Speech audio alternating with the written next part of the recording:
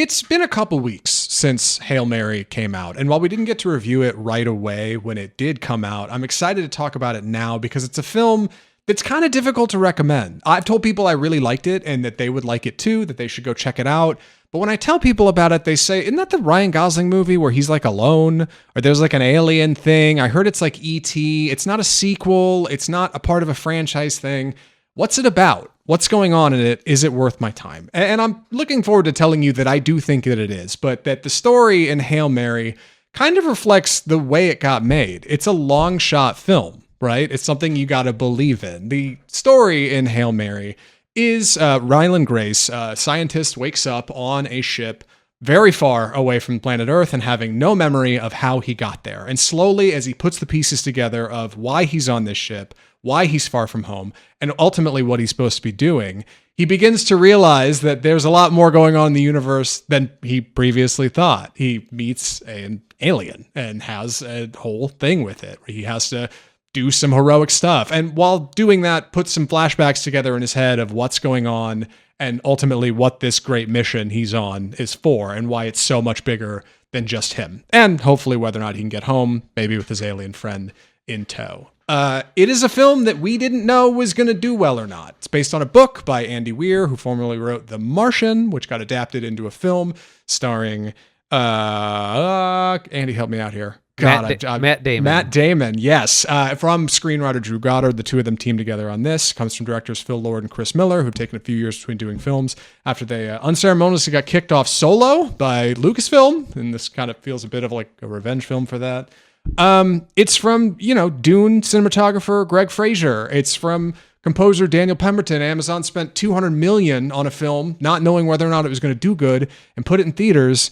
And now, 2 weeks later, we can see that it has. It's done great, and we're really excited to talk about it. But when I tell people about it, it's still difficult for them to get into or not. So with all that said, and way too long of an intro, I'm looking forward to talking about it. Andy, I read the book. You did not. What did you think of Project Hail Mary?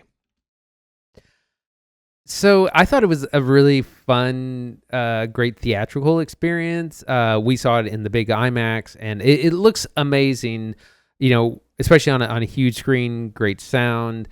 The IMAX stuff is really impressive. Everyone was cracking up. The movie's really funny. There's lots of jokes. There was an older couple next to me cracking up at every gag. Every single gag worked on them. I, however, did not get into the story as much as I had really hoped to. Like the crux of it is this friendship between Ryland Grace and Rocky, the rock alien, and it's supposed to be literally about the friends we made along the way.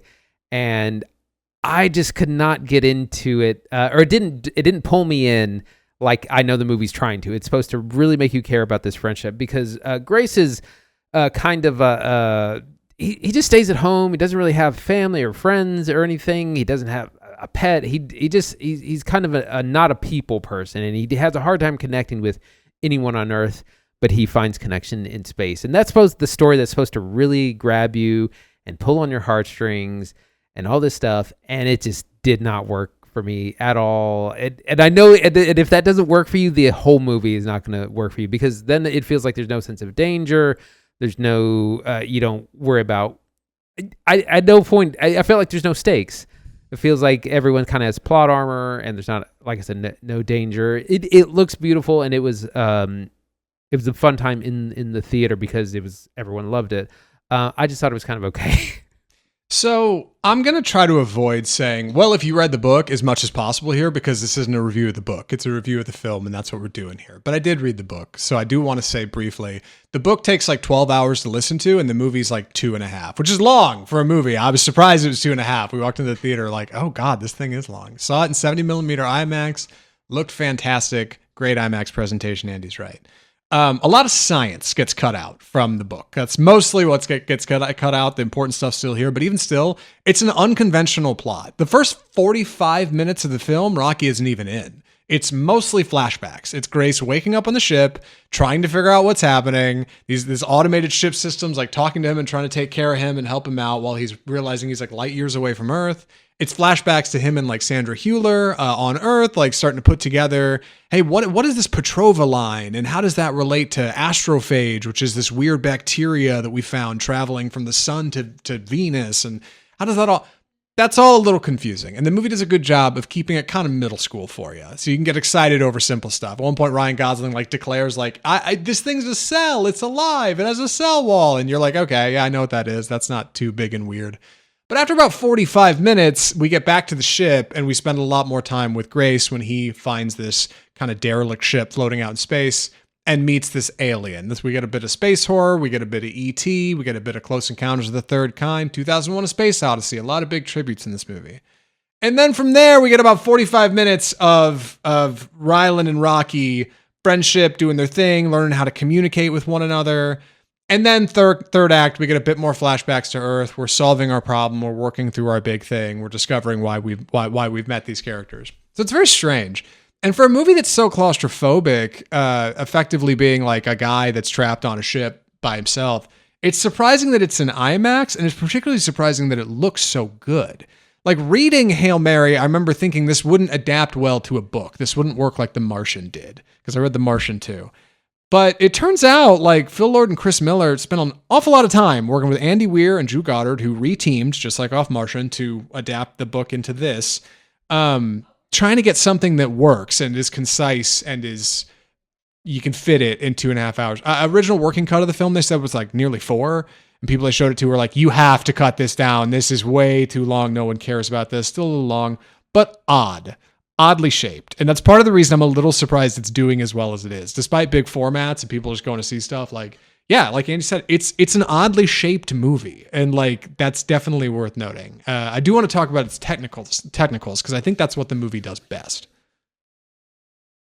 Right. The production of this looks like the set design and production looks really incredible. That's kind of where it shines. There are individuals like they're not using the volume for all these sets. Like there, you can tell like they've built all this. And one of the big selling points has been that they use puppeteers for Rocky the alien. It's not a CGI alien. There's all this behind the scenes stuff now. And they said that how much better of a performance they got from Gosling because he can act against the real people, and that's definitely part of the reason for this to go. And this is definitely going to be like one of the first big Oscar contenders, at least on the technical side of the year. Yeah, it's shot by Greg Fraser, who shot Dune and The Batman. He's stepping away from Dune 3 to shoot this, I think. I forget who's shooting Dune 3 now, but regardless, it's really good looking. I was reading about how he was like rotating an ARRI lens 90 degrees and like getting it fitted with this custom thing so they could shoot in IMAX formats, which is why there's like vertical lens flare in this movie, which is a thing that is not in other movies, and it's all captured in camera. There's some incredible sequences captured in camera. He loves to do this thing. If you watch a Greg Fraser movie, somebody pointed this out to me and you kind of can't unsee it when you start looking for it. He likes to shoot through stuff. So he'll put like a pane of glass with like some lights on it, and he'll shoot the camera through that at the subject. And he does a lot of that, like something in the foreground, and then you can subject and something in the background. If you're watching the trailer footage that we're running on YouTube, you can see it. It happens a lot. Like just keep an eye out. People shooting over shoulders and stuff. And that gives your film a sense of like depth, and it gives your like frame a feeling of like fullness, which is quite affecting in a film that's a guy trapped in a ship. It's a bottle movie, right? Like he doesn't move around a lot, but like between flashbacks and working with Rocky, you get a really full look, especially in IMAX, like a giant format, which should not work this good for a guy that's just alone in a thing. But it really works great. Also, a special shout out to shooting the Earth stuff in digital letterboxed and shooting everything in space in IMAX. The back and forth between that is really affecting, especially since the first time they do it in the film, they do these light leaks that pass over the whole thing and give you a real sense of like passing from one time to another. I love the music of this movie. Daniel Pemberton does the score. I think that's maybe a run at Best Original Score this year as well. The editing is really tremendous, especially in those transitions, bouncing back and forth from Earth to space. The puppeteering is really great. Like Andy said, like the set design is really good. I don't know if this gets a nom for Best Picture. I don't know if it gets a nom for Best Actor for Gosling, But we've had a run of February breakouts the last few years. Sinners was a February breakout. Parasite was a February breakout. Everything Everywhere All at Once was a February, March or May, I think.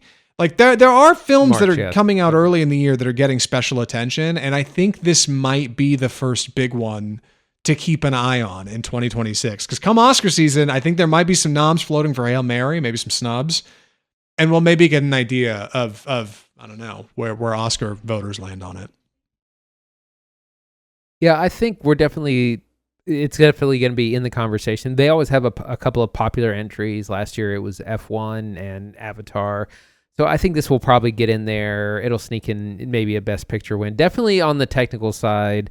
I wanted to talk about the score briefly by Daniel Pemberton, who did the score for the Spider-Verse films, which I really love. I initially really liked the score, and then I went back and listened, and I was like, this is just Hans Zimmer, it's like Diet Coke Hans Zimmer. This is Interstellar Light. So I like added it to the long running soundtrack playlist, and then I removed it because I listened to it and I was like, it's just kind of okay, but it is effective in the movie. Like when it hits with the visuals, it works really well. So he's done a good job for what this kind of movie is. Like I said, it's lighthearted, it's really funny. I mean, people were laughing throughout the whole thing. I'm really impressed at how good of a book adaptation it is too. Like, I know you didn't read it, and I don't expect people watching this to have read it, but if you did, I think you're satisfied with what's happening here. And if you go back and read the book, I think you'll be surprised at how closely it manages to follow, even by cutting about 10 hours of the book out. Like, it somehow really, I don't know, they kind of hit all the high notes. It's a great adaptation. It is a good example of like a good book to film adaptation that I'll probably be referencing in the future. Like, I don't know, Fight Club, or even like The Shining, in the way that movie's like divergent. This sticks to it and manages to stick the landing. It's a lot of fun. I'd recommend it. I think I gotta get formal recommendations, but not for everybody, for sure. And if anything, I'm impressed at how well it's done. I didn't know if this was going to pull off and be a hit, but it turns out when you put together like the Avengers in movie making, and you spend $200 million and spend it wisely, you can turn a profit at the movies. And there's some big studios that maybe could take a lesson or two from that. Amazon hadn't had a lot of big hits, but this might be their first one. So with that, Andy, would you recommend Project Hail Mary?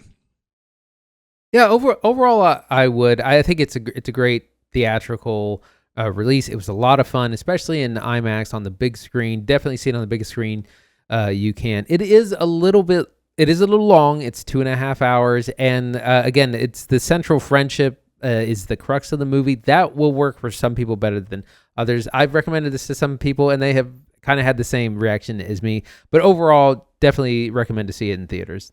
Yeah, big recommend from me. Solid book. I think better film, in my opinion. And I've told some friends that who read the book who were like, how dare you? But like, honestly, I struggled with the book. It took me a while. When the alien shows up, I fell off the book for like 8 months because I was like, oh, this is like fantasy, alien, sci-fi stuff. Give it a chance. Give it a beat. You might just be charmed. You may also find yourself believing in the Hail Mary. And with that, we got to move on. My God, we got to talk about trailers. We got so many trailers to talk about. We've been out for a couple weeks. We got a billion trailers. I'm looking forward to talking about them. Andy, what do we call this segment? It's time for the trailer park. So we're going to kick this off with Spider-Man Brand New Day, which came out a couple of weeks ago. Like I said, we're catching up on the show, but this was a big trailer, the first full release of this that we saw. We, of course, see Tom Holland.